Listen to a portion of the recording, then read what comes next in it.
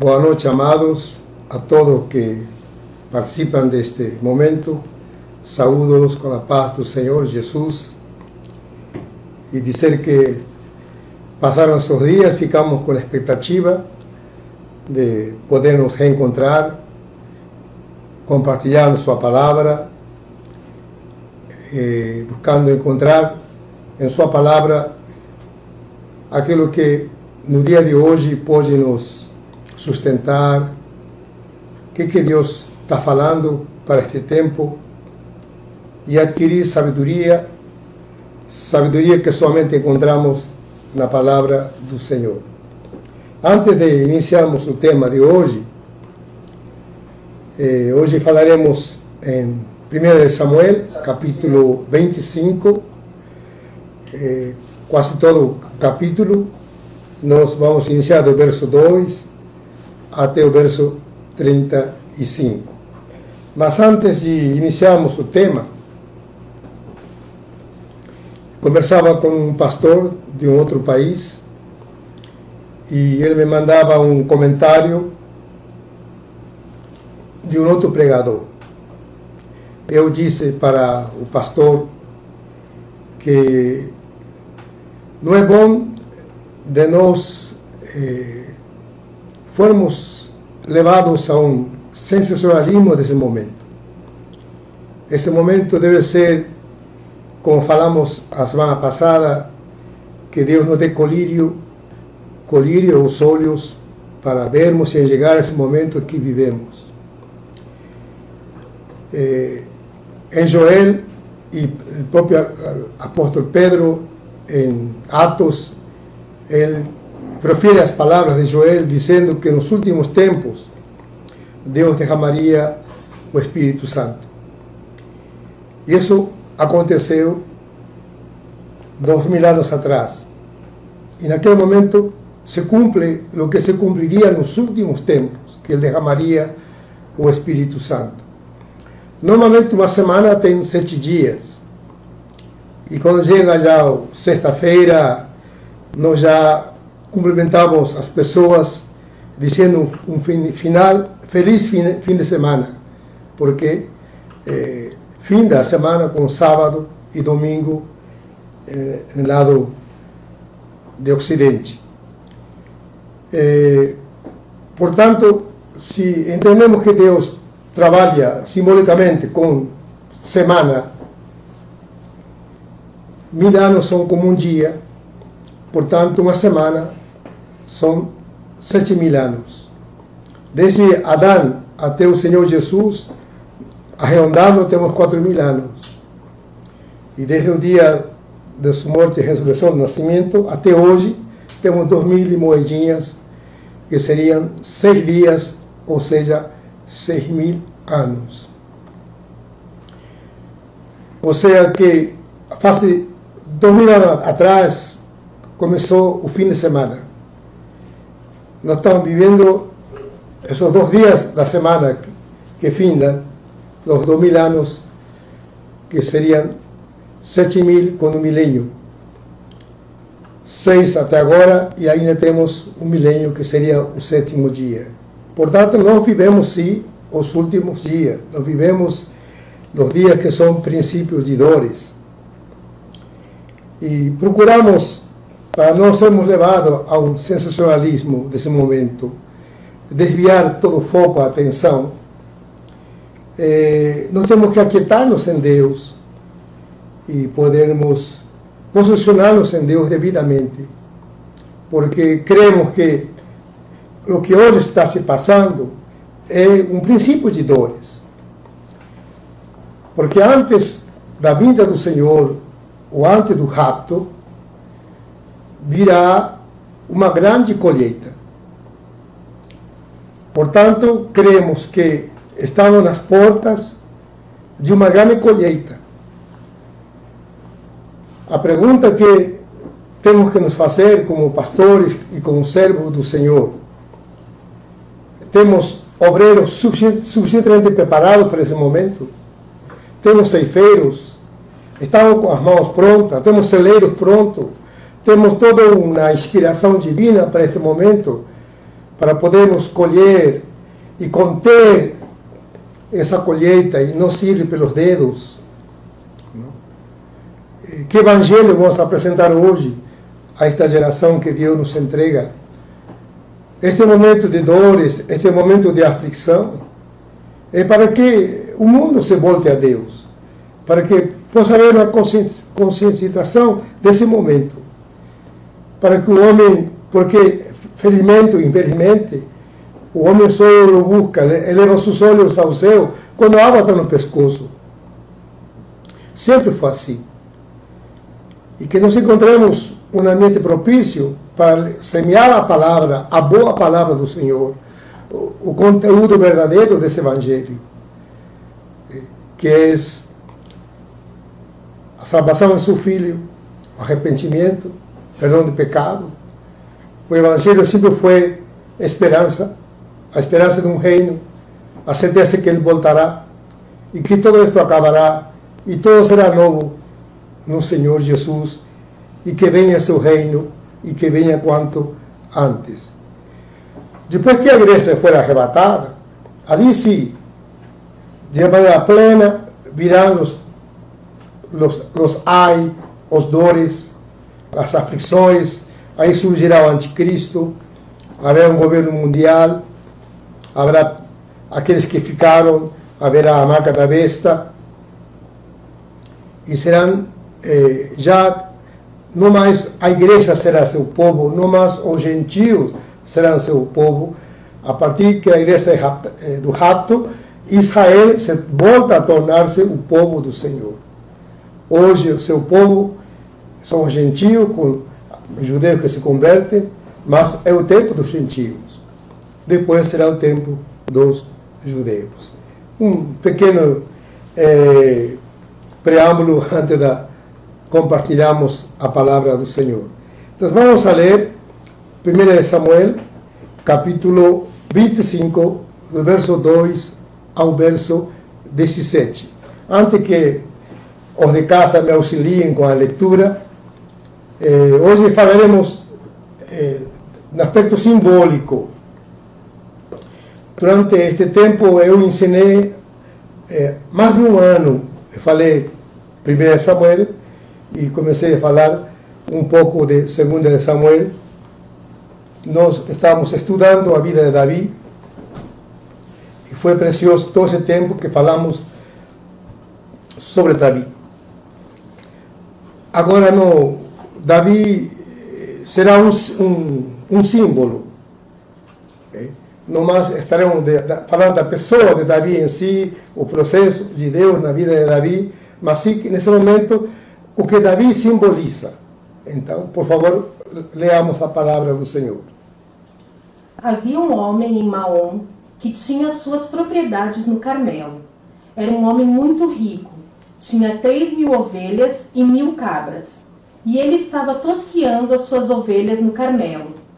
O nome desse homem era Nabal, e a mulher dele se chamava Abigail.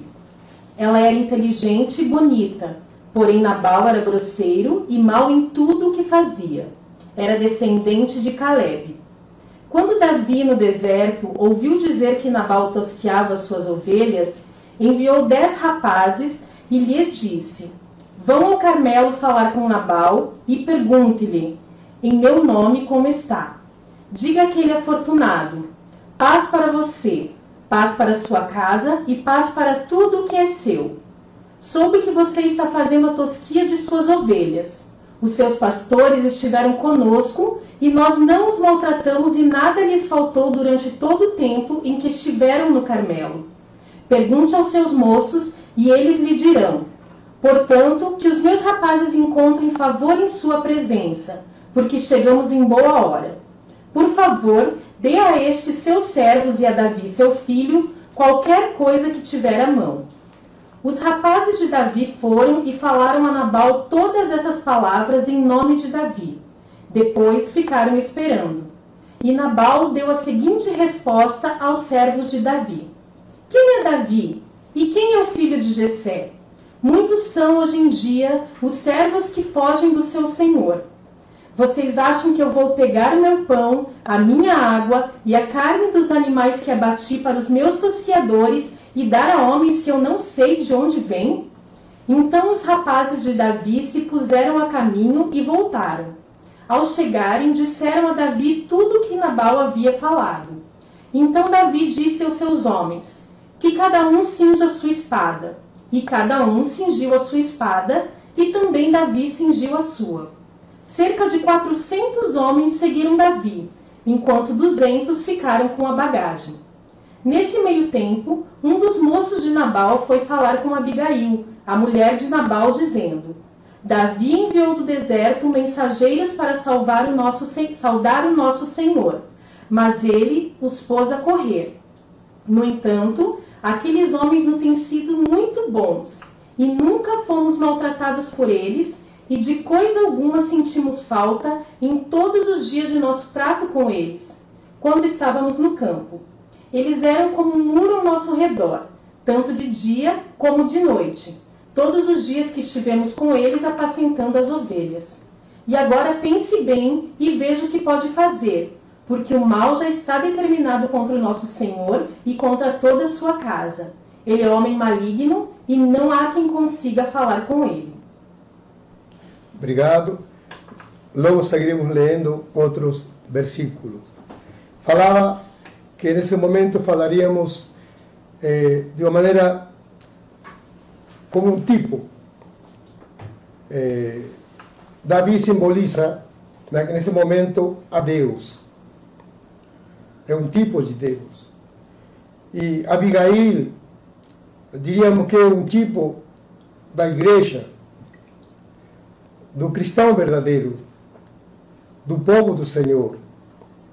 Aqueles que têm uma comunhão com Deus e que têm uma vida cheia da presença do Espírito Santo. Portanto, vemos aqui um simbolismo da igreja, um tipo de Deus em Davi, e o esposo de Abigail, ele passa a ser um tipo do mundo. Ou, também diríamos, do insensato, do homem que é nécio. Eu procuro ler várias traduções, e em uma tradução fala que ele era um homem nécio. Também diz os Salmos: diz um nécio em seu coração que Deus não existe. O que é um nécio? Nécio é alguém que sabe e nega, conhece e nega, tem consciência e nega. Talvez não exista ateu em si mesmo, mas exista nécio, aqueles que se negam a reconhecer a veracidade, a realidade, que Deus existe e que Deus é verdadeiro, e que Deus é o autor de todas as coisas que foram criadas. E vemos um contraste aqui de Nabal, um homem nécio. Vemos um mundo insensível, um mundo no qual o seu coração está totalmente endurecido, um mundo egoísta, um mundo que nega a Deus a glória de vida, que não reconhece Deus nos seus feitos. Esse mundo insensível que dá as costas a Deus. E nesta história fala que este Nabal era um homem rico e estavam cuidando, apacentando as ovelhas, os servos de Nabal. E Davi acampou perto de onde estavam os pastores apacentando suas ovelhas.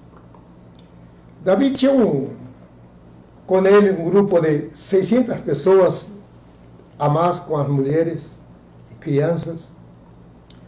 Normalmente 400 iam para a guerra e 200 ficavam cuidando da bagagem e das demais coisas.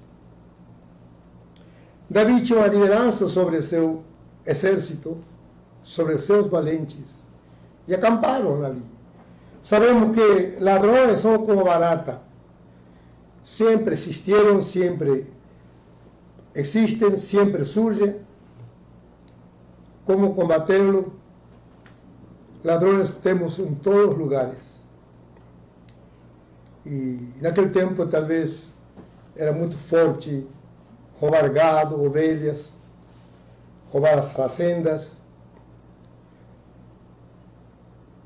E Davi acampou e se tornou naquele momento para os pastores como um muro. Era o amparo, era uma proteção que Davi exercia em favor das ovelhas e do cuidado dos pastores durante um bom tempo. Logo chegou o tempo de torquear as ovelhas. E Davi tinha carências e mandou 10 de seus jovens, de seus mancebos, à fazenda de Nabal, se este poderia retribuir-lhe com aquilo que estiver em sua mão. E quando estes 10 jovens se apresentam diante de Nabal, Nabal os maltrata. E neciamente se contradiz dizendo: quem é esse? Esse Davi, para que eu pegue de meus ovelhas, de minhas posses, do que é meu, e reparta um foragido do seu senhor. Ao mesmo tempo que disse que o desconhece, ele joga um berro dizendo: você é alguém que está fugindo do rei Saul, você é um foragido, e eu não vou te dar nada que é meu, nem a ti, nem a teus soldados, guerreiros que estão contigo. Ele maltrata, não teve a ética, alguns costumes que havia naquele tempo de estender a mão ao necessitado, de ser recíproco. E estes jovens se voltam para Davi. E quando Davi ouve a ingratidão de Nabal, Davi fica enfurecido. Claro, volto a dizer, Davi nesse momento estou colocando como um símbolo de Deus. Um Deus que 24 horas por dia cuida de seu rebanho, cuida de minha família. Ele manda as estações, ele cuida da terra, ele a rega, ele manda o verão, a chuva, o frio. Ele tem um zelo pela natureza. Essa terra pertence a Deus. Ele a criou. E Deus nos colocou a viver nela. E Deus cuida de nós. A sua mão invisível sempre está presente. De quantos perigos Ele nos tem guardado, nos tem protegido. Há coisas que nós vemos, os perigos que Ele nos guardou, e há coisas que desconhecemos, mas que a mão invisível ha estado em favor da família, do rebanho, da congregação do Senhor, dos homens. Ele é tão bom que Ele faz sair o sol para os bons e para os maus. Ele é um Deus abundante em bondade e em misericórdia. Nabal, ele é um homem nécio.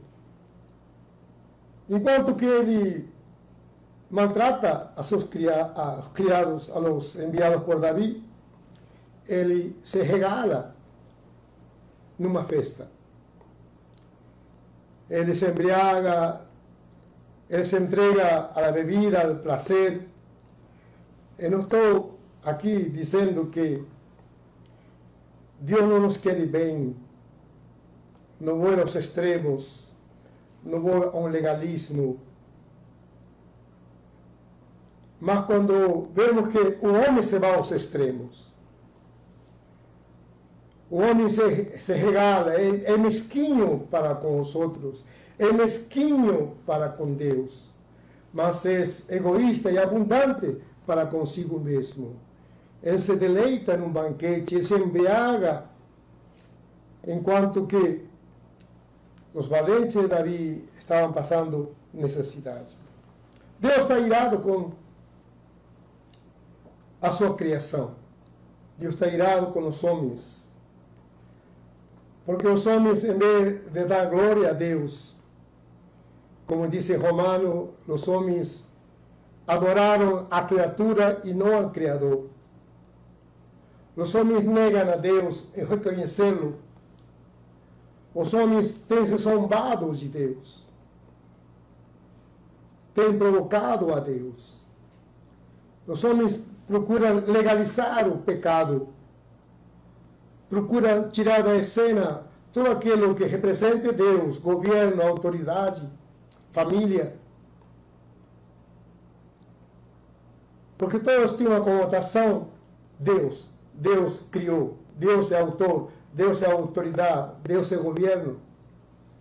E se você tira Deus da cena, se torna uma anarquia. Tira Deus da cena, não há moral, não há princípio, não há família, não há caráter. O homem tem se comportado como Nabal neciamente. E Deus se irou, está irado. Assim diz a palavra em Efésios, que nós éramos, agora fomos perdoados em Cristo, mas antes éramos filhos da ira, porque Deus está irado pelo mundo, porque nós temos uma conta com Deus, nós temos uma dívida com Deus, nós temos agredido a santidade de Deus. E Deus, embora está irado, Deus ama a criação, Deus ama o pecador. Por isso que diz a palavra, porque de tal maneira Deus amou o mundo, que deu a seu Filho unigênito, para que todo aquele que nele crê não pereça, mas tenha a vida eterna. Deus, nessa inimizade que havia entre Deus e o homem, Deus dá o primeiro passo, acorta essa inimizade, essa distância, envia seu Filho. Deus cria uma ponte para que o homem se achegue a Deus e encontre em Jesus, nosso Senhor Salvador, o perdão e a redenção. Deus, ao mesmo tempo que se ira contra o pecado, Ele ama o pecador. Ele quer tirar-nos de uma condição de ser nécios, arrogantes, insensíveis, egoístas. Ele quer livrar ao homem de si mesmo e levar-lhe uma vida abundante na sua graça. Nesse simbolismo, Deus está irado com o mundo, porque Deus não tolera o pecado, porque diz a palavra do Senhor que o salário do pecado é a morte. E o pecado tem que ser tratado. E a única maneira que o pecado é tratado, e foi tratado na cruz, através da morte e ressurreição do Senhor Jesus. Mas para que eu seja perdoado, eu tenho que vir a Ele, reconhecer meu pecado, minha culpa, pedir-lhe perdão e desejar nele uma redenção e uma vida nova. Deus vê a insensatez do homem. Ele vê a mesquinhez dos homens para com Deus. Nunca temos tempo para Deus. E se o meu filho quer ir à igreja, eu faço tudo para impedi-lo. Se minha esposa quer ir para a igreja, o marido que não conhece ao Senhor Jesus colocará travas para que não vá, ou dirá, você está exagerando. Ou se o esposo é convertido e os pais não são, eles colocarão todo tipo de impedimento. Mas para o pecado nós não temos barreiras. Para regalar-nos, nós não temos limite.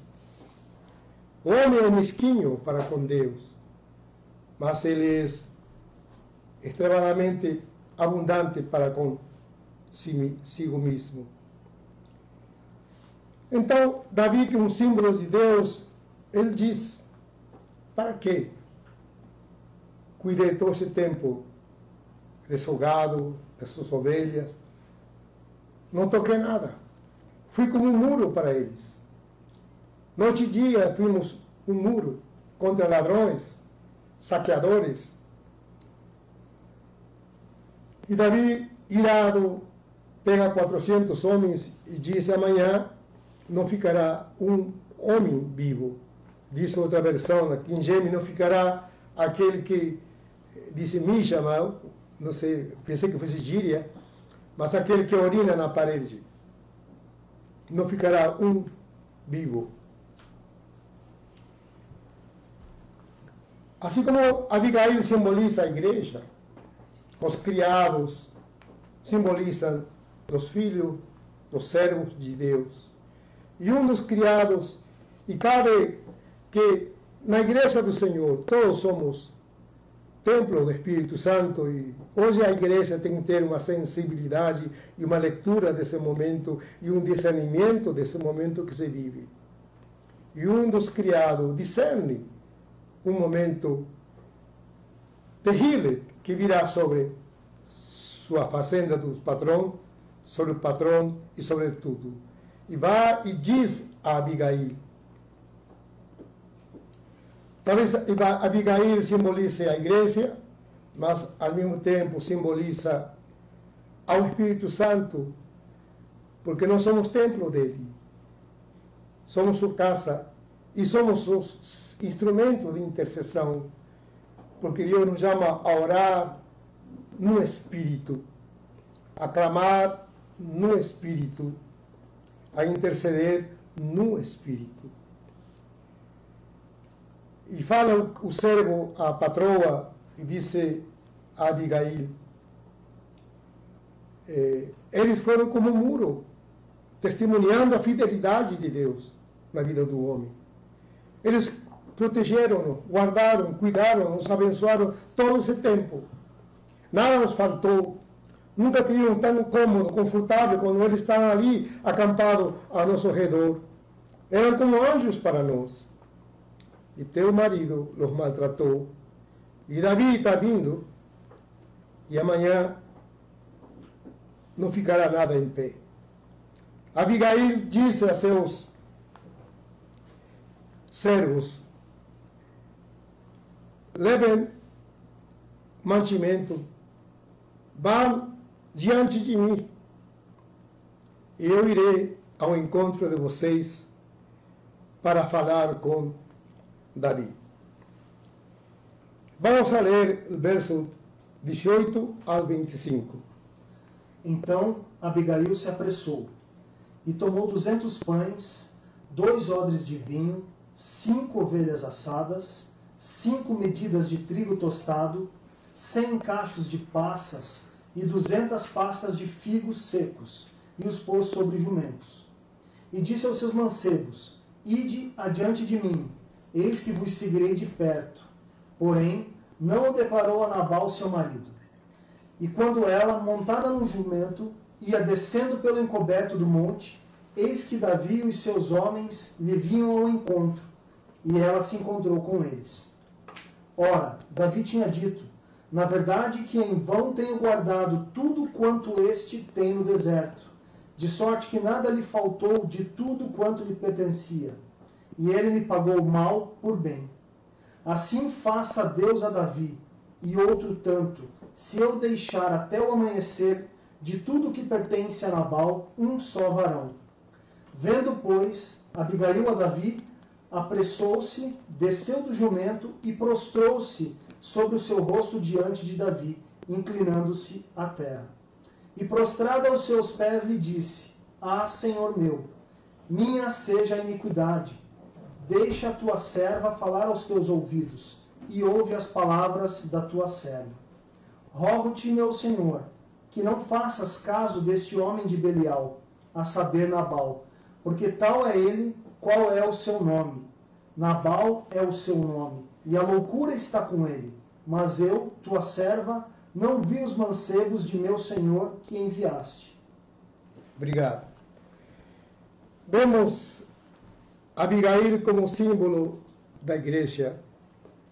Vemos um mundo insensato e vemos a igreja, aos olhos do Senhor, bela, graciosa, uma igreja cheia do Espírito Santo, na qual denota a sabedoria divina pela qual vive a igreja e se move e governa e se maneja a igreja de hoje, a igreja verdadeira. Abigail fala da formosura da vida de Cristo em sua igreja verdadeira. Fala da sensatez da igreja. Uma igreja que, pelo contrário ao mundo, ela reconhece Deus, ela cultua a seu Deus, rende tributos a Deus, ama ao Senhor e serve a Deus. Uma igreja que pode mover o coração de Deus. Uma igreja que pode aplacar a ira de Deus.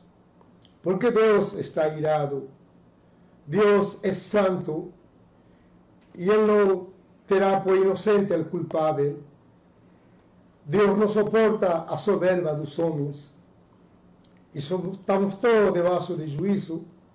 Mas para a igreja verdadeira, esse juízo já se desencadeou. Deus julgou a seu Filho por nós. E nós já fomos julgados em Jesus. Portanto, nós fomos reconciliados com Deus. E em Cristo Jesus, não mais somos filhos da ira, somos filhos de Deus e não meramente criaturas de Deus. Hoje, é facilmente nos perdermos nesse momento. Talvez cada pastor ele tenha um pensamento desse momento. Não me atrevo a dizer que meu pensamento é o correto. Mas pelo que leio na palavra, Deus não pode passar por alto o pecado, a soberba, as contas que devem ser tratadas, porque Deus está irado. Então, Abigail, que é o símbolo da igreja, ela vem, diz, na versão espanhola, diz que ela veio por um lugar secreto, ou secreto, como é em português? Ela vem por um lugar, ela vai depois e chega antes que os criados, porque ela conhece um atalho. Que atalho é esse? Que lugar secreto é esse? Que ela chega antes que os outros. Porque há um lugar pela qual podemos chegar a Deus. Diz a palavra que o coração contrito e humilhado Deus não despreza. Esse lugar secreto é o lugar da oração. O lugar no qual nos derramamos na sua presença. Hoje, este domingo, grande parte do Brasil esteve jejuando. A nossa igreja já faz mais de um ano que oramos pelo Brasil. Oramos pelo presidente que está hoje governando esta nação. Oramos para que Deus renove suas forças. Ele é um homem como todo, se cansa, se fragiliza, se entorpece. Cabe a nós sustentá-lo com nossas orações. Que Deus lhe rodeie de pessoas verdadeiras, que lhe torne mais sábio e que Deus lhe inspire a governar, lhe mostre uma saída para tanta encruzilhada que hoje se vive. Nós oramos, há um lugar secreto, nosso íntimo, há um lugar que cada família, cada cristão tem, esse momento que nos fechamos nessa recâmara e ali buscamos a Deus. Abigail conhecia o lugar secreto, como chegar a Deus a tempo. E ela chega ao encontro de Davi. A palavra do Senhor diz que a blanda resposta aplaca a ira. Como aplacar a ira de Deus? Deus está afligindo a humanidade. Deus não criou esse vírus. talvez os homens o criaram, mas Deus permitiu que isso acontecesse. Algo que foi além do que os homens podem dizer que podem governá-lo. Trouxe grande aflição ao mundo inteiro. Deus nos diz a palavra que Ele se doa do castigo. Ele não tem prazer em ver-nos sofrer, porque Ele é amor. Deus, Ele tem coração,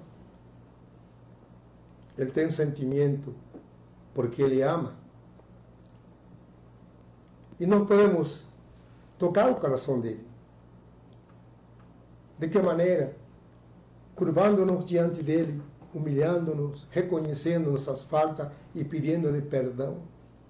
Porque temos agredido, porque temos sido nécios, porque não temos reconhecido, porque damos a Deus o cansado, a sobra. Temos negado a Deus o que Ele merece. Como diz o próprio Senhor Jesus, dá a César o que é de César e dá a Deus o que é de Deus. Abigail, como símbolo da igreja, se humilha. Diz no verso 23, ela se postra. Ela é uma madame. Ela é uma esposa de um homem riquíssimo. E Davi, naquele momento, simbolicamente, ele está sendo um homem perseguido. Mas ela tem uma visão. Ele sabe que ali está um rei. E ele se curva diante desse rei. E ele lhe chama Senhor. E se humilha e toma para si a culpa. Dizendo, eu não vi quando tus criados, quando tus moços foram, eu não vi, me perdoa. Mas eu trago aqui estes mantimentos para teus soldados, para teus valentes. Ela vem e ministra o coração de Davi e aquieta o coração de Davi, consola o coração de Davi. A igreja ministra a Deus.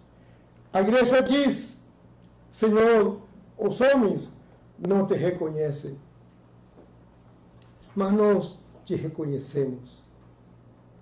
Para os homens, tu ocupas um lugar vago. Para nós, tu és o número 1, tu és o mais importante, tu és o mais precioso. Para nós, te damos o melhor, oferecemos-nos a ti como ofrenda de cheiro suave. Nós te exaltamos, nós te reconhecemos nos teus feitos. Nós exaltamos tua fidelidade. Tu és bom, Senhor. Nós te amamos. Perdoa a transgressão de um mundo perverso, ignorante e nécio. Saiba que minha casa te reconhece. Sabe que esta congregação que pastoreamos te exalta, te louva e te reconhece em todo o tempo. Nós te adoramos. Não é outra maneira de ministrar o coração de Deus. É ressaltar o que Ele é, ministrando e adorando. Abigail é uma mulher sábia. Ela acalma a Davi. A igreja ministra o coração de Deus. Exalta sua santidade e pede perdão e pede misericórdia e pede que Deus traga um avivamento neste tempo para que os homens conheçam ao Senhor. Eu quero concluir lendo um pouco sobre Moisés. Vamos a ler Êxodo capítulo 34, versos 5 ao 7. O Senhor desceu na nuvem, esteve ali junto de Moisés e proclamou o nome do Senhor.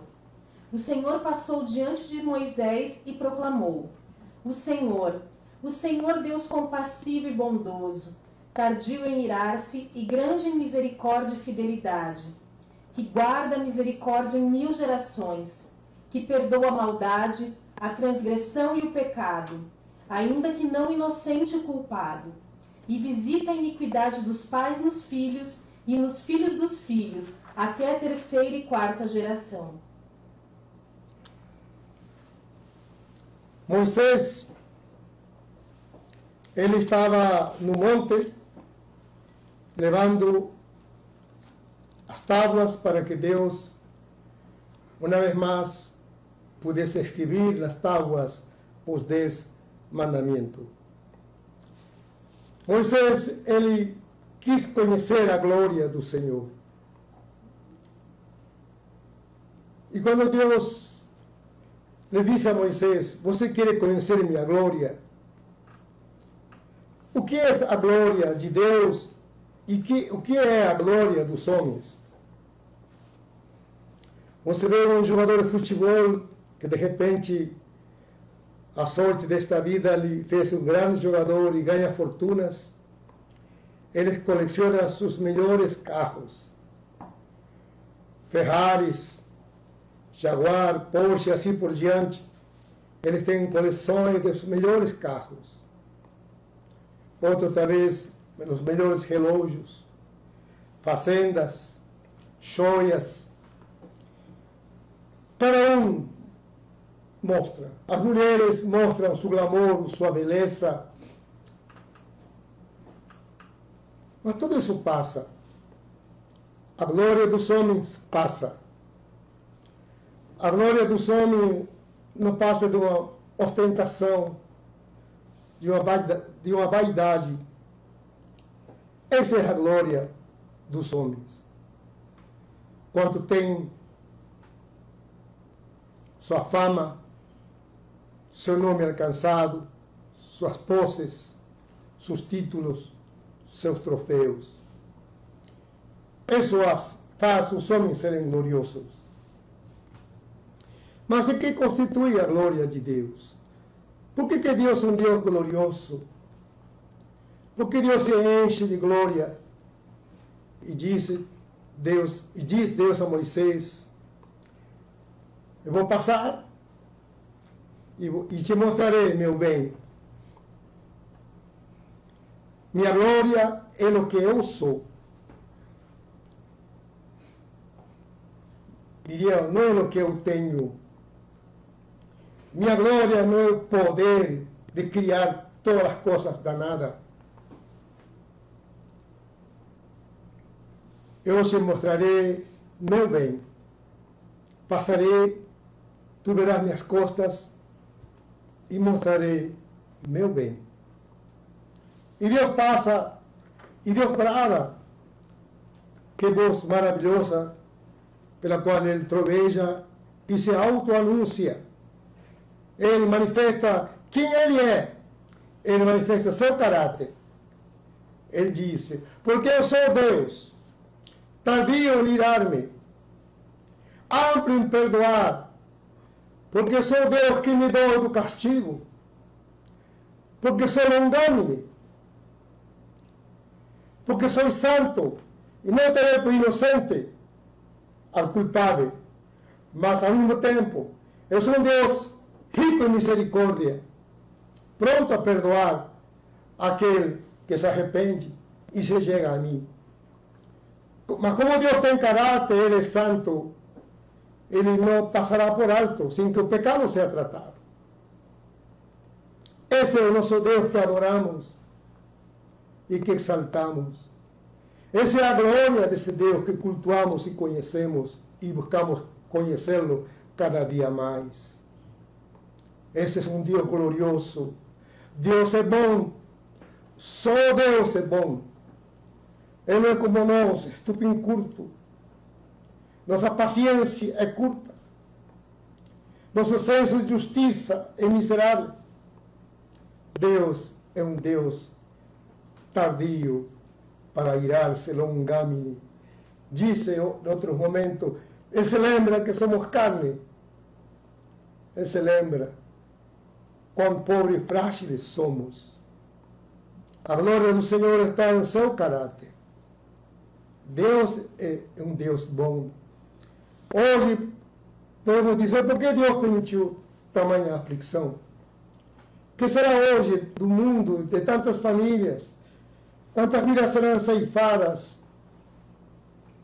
Deus não se apraz nisso. Mas Deus permite que a aflição, para que os homens se voltem a Deus. e encontre um Deus pronto a perdoar e a revelar-se, e para que você possa conhecer esse Deus maravilhoso. Eu quero terminar lendo como Moisés um dia intercede a Deus, quando Deus está virado. Como Moisés usa as próprias palavras, que o próprio Deus um dia se autodenomina quem ele é. Em Números capítulo 16, verso 41, diz: mas no dia seguinte toda a congregação dos filhos de Israel murmurou contra Moisés e contra Arão, dizendo: vós matastes o povo do Senhor. E aconteceu que, ajuntando-se a congregação contra Moisés e Arão, e virando-se para a tenda da congregação, eis que a nuvem a cobriu, e a glória do Senhor apareceu. Vieram, pois, Moisés e Arão perante a tenda da congregação. Então falou o Senhor a Moisés, dizendo: levantai-vos do meio desta congregação, e a consumirei como num momento. Então se prostraram sobre o seu rosto. E disse Moisés a Arão: toma teu incensário, e põe nele fogo do altar, e deita incenso sobre ele. E vai depressa à congregação, e faz expiação por eles. Porque grande indignação saiu diante do Senhor. Já começou a praga. E tomou Arão, como Moisés tinha falado, e correu ao meio da congregação. E é que já a praga havia começado entre o povo, e deitou incenso nele, e fez expiação pelo povo. E estava em pé entre os mortos e os vivos, e cessou a praga. E os que morreram naquela praga foram 14.700, fora os que morreram por causa de Corá. Moisés teve que conduzir um povo aos israelitas. Não era um povo fácil, um povo duro de serviço, um povo que cansou a Deus. Olha que diz que Deus está de unir-se e longâmino. Viram a glória do Senhor, mas esse coração nunca se curvou a Deus.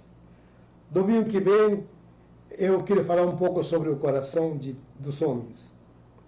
E Deus, naquele momento, a ver a rebelião de uma nação contra os líderes que Deus tinha designado, levantado para governá-los, Deus teve que agir e disse a Moisés: esse povo já me tentou por 10 vezes, já me cansou. Afaste-se, Moisés e Arão, que em um instante eu vou consumi-los com minha ira, e vos darei outro povo melhor que este. Moisés, como um símbolo de Cristo, intercede a Deus. Assim como o Senhor Jesus se colocou na cruz como o nosso mediador, Moisés, um símbolo de Cristo, ministra o coração de Deus, vindica esse coração de Deus, a justiça dele, e lembra a Deus. Não diz: Deus, tu estás sendo bravo, tu estás sendo mau, tu estás sendo muito severo, Deus, tu estás sendo muito legalista.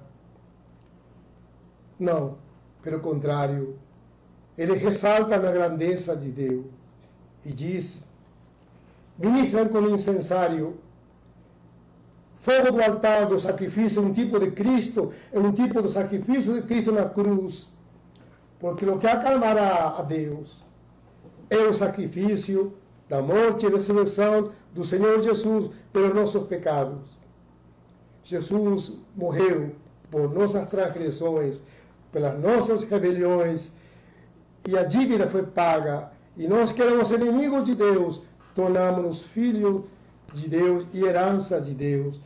Deus nos reconciliou no Senhor Jesus. Esse Deus que é puro amor, paciência e misericórdia, mas que é santo, não passa por alto, impune o pecado. O pecado foi tratado na cruz, porque sua santidade deve ser vindicada e sua justiça feita, porque se pagou o pecado, morrendo. Ele deu seu filho e mostrou seu amor. E aquele fogo do sacrifício era como um cheiro suave. A vida de Cristo diante de Deus aplacou a ira de Deus. A igreja aplaca a ira de Deus. Por quê? Porque a vida de Cristo está em nós. O Espírito do Senhor está em nós. E nós ministramos a Deus. E talvez, enquanto mexia o incensário e a praga estava matando, eles devem ter ministrado e adorado a Deus, dizendo: Senhor, Tu és amoroso, Tu és um Deus de misericórdia, perdoa a transgressão, perdoa o homem quando age como um nécio, perdoa nossas rebeliões, perdoa-nos porque somos insensatos, perdoa este povo. Tu és muito mais que nossa miséria.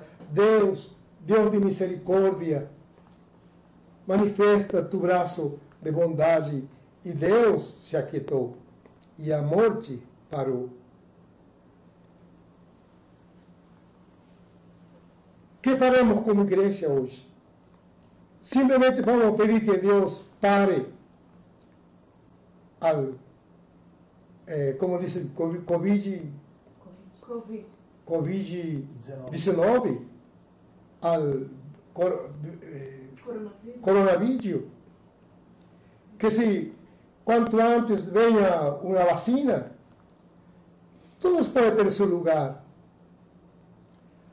Mas o que Deus quer tratar hoje, primeiramente com sua igreja, com seu povo, arrependimento, adoração, conserto, a exaltar a justiça e a misericórdia e a bondade de Deus, e ministrar louvores, ofrenda de espírito a Deus. Deus espera uma igreja que haja graça a seus olhos, assim como Abigail deteve a Davi, assim como Moisés deteve a Deus. Esse coronavírus pode ser detido. Uma injeção, uma vacina, pode ser dada por Deus em um instante. Pode ser que em um instante os ventos parem e o Brasil não sofra. Mas quem poderá parar isso? É uma igreja que se volta a Deus, que se derrama diante dele e que ministra e exalta no que ele é. Eu, como num cante, digo: Senhor, Tu és bom. Por causa de Tua misericórdia, não fomos destruídos. E por causa de Tua graça, somos abençoados. Por causa de Tua graça, estamos num lugar que nunca merecíamos. Por causa de Tua graça, eu tenho paz. Eu Te amo, eu Te conheço. Eu tenho minha família em paz. Nada tem faltado. Te amo além de mim mesmo, além de minha situação. Ainda que eu não tenha que comer, Tu sigues sendo bom para mim. Ainda que me falte coisas, Tu sigues sendo fiel. Minha circunstância não muda no que Tu és. Sigo Te amando. Sigo Te oferecendo incenso de cheiro suave. Quando esse incenso se eleva e sai do coração de um homem, de um povo, Deus será ministrado, a ira terá cessado, a sorte mudará, porque se algo pode mudar esse quadro, não é outra coisa que a mão de Deus. Que Deus vos abençoe, amado. Um prazer estar com vocês mais uma vez. Deus vos abençoe.